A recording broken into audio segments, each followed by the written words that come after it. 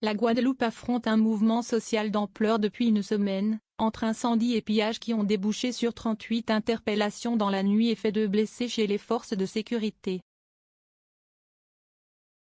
La mobilisation lancée il y a 5 jours par un collectif d'organisations syndicales et citoyennes contre le pass sanitaire et l'obligation vaccinale des soignants contre le Covid-19 se double désormais de violences commises par des émeutiers.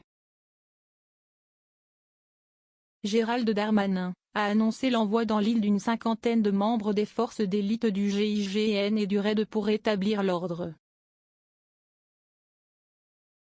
Magasins alimentaires pillés, pharmacies vandalisées, armureries cambriolées, barrages enflammés, forces de l'ordre ciblées par des tirs d'armes à feu. Le week-end est resté agité en Guadeloupe où la contestation de l'obligation vaccinale des soignants dégénère en blocage et en violence. Malgré le couvre-feu imposé depuis vendredi soir, 38 personnes ont été interpellées, dans la nuit de samedi à dimanche.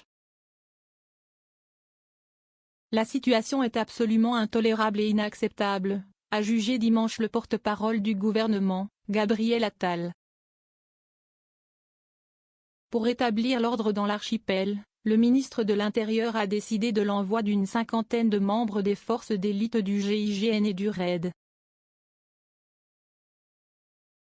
Ça va crescendo, il y a de plus en plus de pillages, d'agressions. On espère que l'ordre sera rétabli dans le département dans les jours à venir. Les renforts vont nous aider dans cette situation. Néanmoins, ce mouvement social a commencé lundi. On savait que ça allait dégénérer. Mais il a fallu que ça commence pour que l'on pense à envoyer des effectifs supplémentaires, regrette Patrice Abdallah, secrétaire départemental du syndicat Unité SGPFO. Il est nécessaire de rétablir l'ordre, explique à 20 minutes Justine Bénigne, députée modem de la Guadeloupe, qui se dit assez attristée par ces violences. D'autant qu'en raison de très nombreux barrages routiers, l'activité tourne au ralenti. Quant aux écoles, elles étaient fermées encore vendredi. Il faut privilégier le dialogue. Comment expliquer cette flambée de violence en Guadeloupe? Depuis lundi, l'archipel est secoué par une grève générale illimitée pour protester contre l'obligation vaccinale des soignants contre le Covid-19 et le pass sanitaire. J'avais demandé, dès le 19 octobre dernier, des mesures d'accompagnement, une souplesse de gestion dans l'obligation vaccinale, pour éviter le chaos, poursuit Justine Bénigne.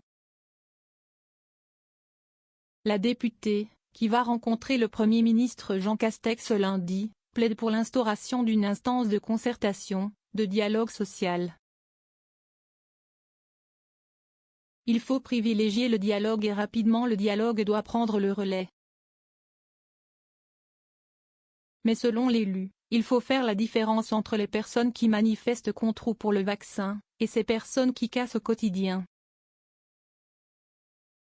Je fais la différence car je pense que les casseurs ne sont pas représentatifs de ceux qui sont opposés à l'obligation vaccinale. Un point de vue partagé par Cédric Boyer, le représentant local du syndicat Alliance Police Nationale.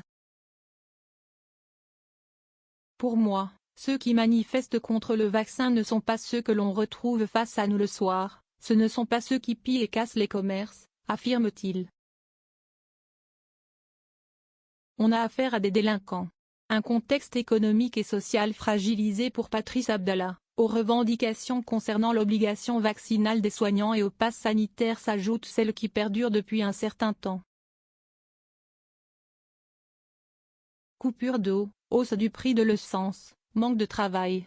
Il y a un contexte économique et social fragilisé. Plus de 50% des jeunes au chômage, souligne le syndicaliste. Pour son homologue du syndicat Alliance, le gouvernement doit apporter des réponses concrètes, pour la Guadeloupe mais aussi pour le reste de l'outre-mer car il y a un malaise profond. Ce n'est pas tellement avec des renforts que l'on va régler le problème des violences en outre-mer et particulièrement aux Antilles en ce moment, estime Cédric Boyer. On a un taux de chômage supérieur à la moyenne nationale, rappelle-t-il. On se retrouve avec des territoires un peu abandonnés par la République. 9 commentaires. Un partage partagé sur Messenger, partagé sur Facebook, partagé sur Twitter, partagé sur Flipboard, partagé sur Pinterest, partagé sur LinkedIn, envoyé par mail. Sauvegarder une faute. Imprimer.